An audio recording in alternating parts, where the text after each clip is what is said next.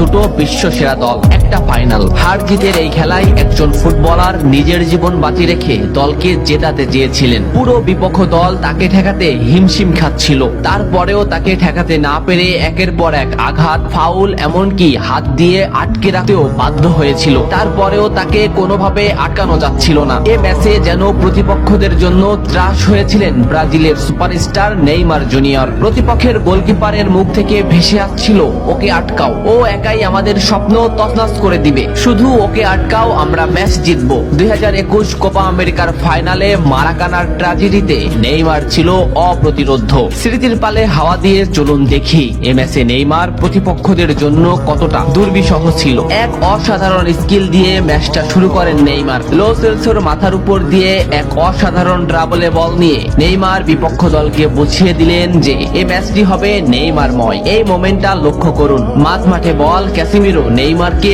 বল দিল। এই মোমেন্টে পিছন থেকে দি বল, সামনে থেকে আর্জেন্টিনার আরেকটি খেলোয়াড় সরাসরি নেইমারের পায়ে ট্যাকেল করলো। এভাবেই চলতে থাকে ম্যাচ। ম্যাচের 12 মিনিটে নেইমারের উপর যে আক্রমণ চলছে তার কিছুটা প্রমাণ মেলে। প্রতিপক্ষের খেলোয়াড়রা নেইমারের ব্যান্ডি ছিঁড়ে ফেলে, নেইমার সেটা রেফারিকে দেখায়। ম্যাচের 15 মিনিটে আবারও নেইমার বল নিয়ে সামনে আগাচ্ছে, কিন্তু আর্জেন্টিনার একটি খেলোয়াড় তাকে সরাসরি পায়ে ট্যাকেল করে, মাটিতে গড়িয়ে পড়েন তিনি। এত কিছু করেও নেইমারকে তারা আটকাতে পারছিল না। ম্যাচের এই মোমেন্টটা লক্ষ্য করুন, লেফট সাইড থেকে বল টেনে নিচ্ছে নেইমার। এই মোমেন্টে নেইমারকে ঘিরে আসছে প্রতিপক্ষের 4টি খেলোয়াড়। দুটি খেলোয়াড় সরাসরি নেইমারকে পায়ে ট্যাকেল দিলেন, মাটিতে পড়ে গেল নেইমার, কিন্তু নেইমার ঠিকই পাকুয়ে তাকে বল দিয়ে দিলেন। ডি বক্সের সামনে নেইমারের পায়ে বল, বলে না হিট করে সরাসরি নেইমারের পায়ে হিট করে ডিপল নেইমারকে ফেলে দিল। ডিপলকে এক সাংবাদিক প্রশ্ন করেছিল, কোন ফুটবলারকে আটকাতে তোমার সব থেকে বেশি কষ্ট হয়েছে? ডিপল নিঃশ্বাস নেওয়ার আগেই বললেন নেইমার। কোপা আমেরিকার ফাইনালে নেইমার ছিল